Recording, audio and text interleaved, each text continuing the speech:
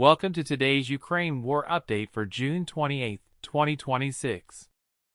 Today the war crossed a grim milestone.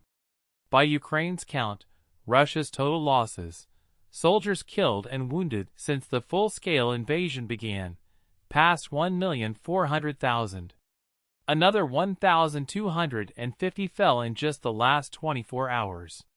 The timing tells the story.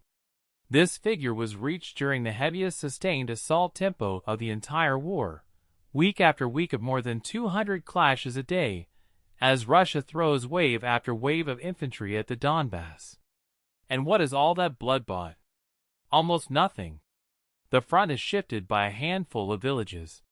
Today the hottest sector was not even Pokrovsk, which Russia has hammered for months, but Huliaipole, in the Zaporizhzhia direction, where 29 assaults were repelled.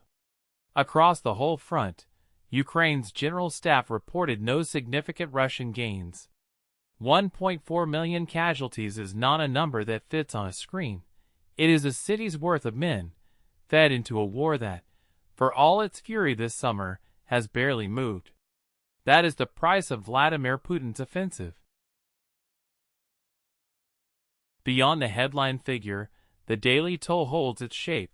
Nearly 1,900 drones destroyed, 63 artillery systems, and 7 air defense systems lost in a single day.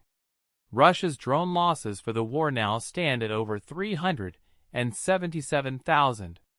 The machines are replaceable. The men, increasingly, are not. Russia's overnight strike on Ukraine was substantial but largely blunted.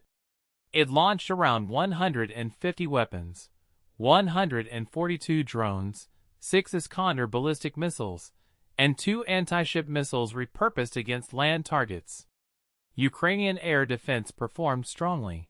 All 6 ballistic missiles were shot down, along with most of the drones.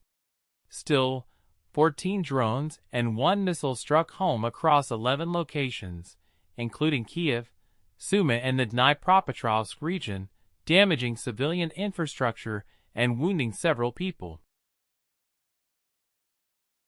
Meanwhile, Ukraine's 40-day pressure campaign kept burning Russia's fuel. Overnight, what Zelensky calls long-range sanctions reached 2 oil refineries hundreds of kilometers apart: the Slavyansk-na-Kubani plant in the Krasnodar region, a key fuel supplier for occupied Crimea, and a refinery in the Yaroslavl region. A power plant in Crimea's Saki was struck as well. Each strike, Zelensky said, means fewer resources for the Russian war machine and, in his words, another step toward peace.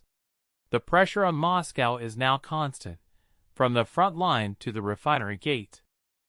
That wraps up today's update. If you found this useful, press the like button and subscribe in order to support this channel. Stay informed, stay safe, and I'll see you tomorrow.